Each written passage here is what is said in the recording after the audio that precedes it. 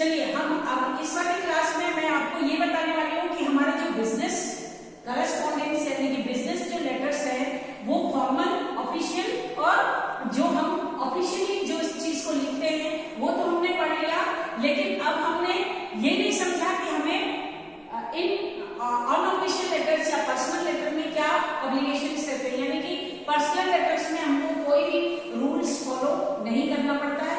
हम अपने फ्रेंड्स को लिखते हैं, अपने भाई, ब्रदर, सिस्टर, पेरेंट्स, किसी को भी लिख सकते हैं, उसमें हमें कोई रूल नहीं है। उसमें हम अपना डियर पेरेंट्स या जो भी हम जिस नाम से भी अपने छोटे भाई बहनों को निकनेम से पहचानते हैं वो भी बोल सकते हैं, कुछ भी हम बोल सकते हैं, लेकिन फॉर्मल लेटर में हमें बाकायदा रिस्पेक्टफुली हर चीज को लिखना है, ऑफिशियली लिखना होता है।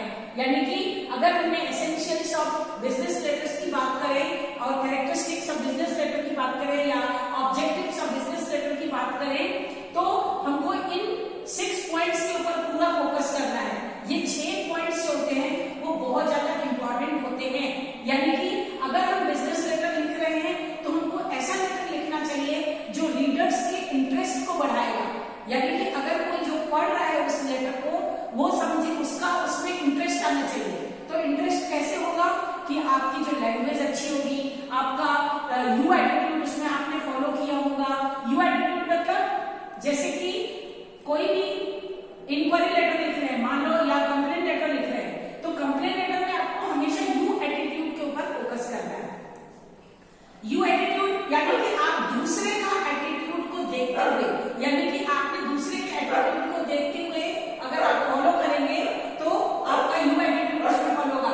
आप उसको रिस्पेक्टफुली बोलेंगे, आपने उनको थैंक यू बोलेंगे या फिर उसको रिस्पेक्टेड सर और अपना टॉपिक प्रॉपर तरीके से लिखेंगे। तो यानी कि उनको आप अहमियत देंगे, उनको आप इंपॉर्टेंस देंगे।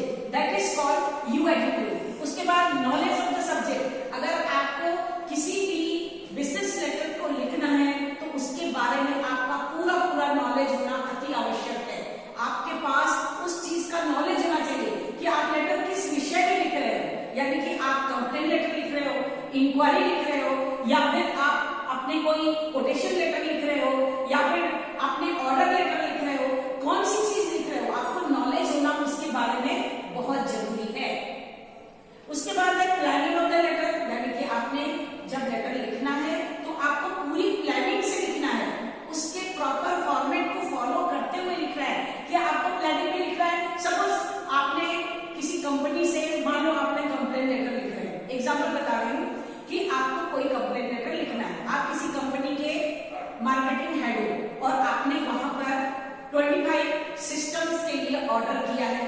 आपके पास 25 सिस्टम्स कंप्यूटर के आ गए हैं, उसमें से आपका 3 सिस्टम्स आपकी डैमेज कंडीशन में आए। यानी कि आपके 23 आपके 22 आपके प्रॉपर आए, लेकिन 3 सिस्टम आपके डैमेज कंडीशन में आए। अब उस डैमेज कंडीशन वाले सिस्टम को आपको रिप्लेस करवाना है। अगर आप रिप्लेस करवाओगे, क्योंकि आपने मनी वहां पे जमा कर दी है, आपने पेमेंट पूरा कर दिया है, सारी चीजें आपकी ओके हो गई है, लेकिन आपको अब सिस्टम डैमेज कंडीशन वाला आप उसको बेयर नहीं करोगे ना, आपको रिप्लेस तो करवाना पड़ेगा। तो अब आपको कंप्लेंट लेटर लिखना है। अब कंप्लेंट लेटर जब लिखेंगे आप तो उसमें यू एटीट्यूड को फॉलो करना है। यानी कि मान लीजिए आप बोलेंगे कि हमने पैसे जमा कर दिए, आप जल्दी से रिप्लेस कर दीजिए, हमारा काम रुक रहा है, आपने ऐसे क्यों किया, आपका सिस्टम क्यों खराब निकले। या फिर आप बोलेंगे कि प्लीज आप हमारे सिस्टम्स को रिप्लेस करवा दीजिए, हमारे इंस्टीट्यूशन में काम सफल हो रहा है। इस तरह से लिखोगे या पहला वाला बोलोगे या दूसरा वाला बोलोगे? दूसरा वाला बोलेंगे आप। तो दूसरे वाले में आपको प्रॉपर यू एटीट्यूड यानी उन्हीं लोगों को अहमियत देते हुए, उनको ही रिस्पेक्टफुली अपनी टोन को प्रॉपर तरीके से करते हुए आपको कंप्लेंट लेटर लिखना है। तो ये होता है यू एटीट्यूड। प्लानिंग करके लिखा आपने कि कंप्लेंट लेटर लिखना है। उसके बाद कमांड ऑफ द लैंग्वेज। यानी कि जब आप किसी चीज को लेटर को लिख रहे हैं तो आपका लैंग्वेज के ऊपर प्रॉपर कमांड होना आवश्यक है। आप हिंदी में लिखो चाहे इंग्लिश में लिखो, आपको प्रॉपर तरीके से कमांड होना चाहिए।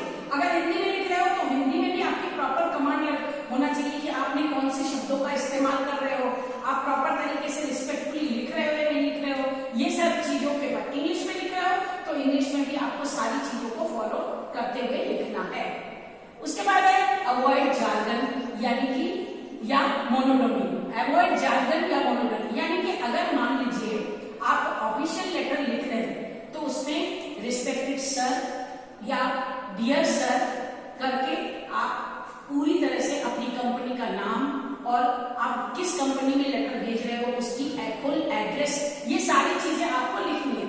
लेकिन अगर आप पर्सनल लेटर लिख रहे हो यानी कि अनऑफिशियल लेटर लिख रहे हो तो उस ऑफिशियल अनऑफिशियल में यानी मान लीजिए अपने छोटे भाई बहनों को लिख रहा डियर मोनू, डियर गोलू, जो भी आप अपना नाम बोलते हो तो उन सब में लिख सकते, कोई आपके ऊपर रूल्स फॉलो नहीं होंगे।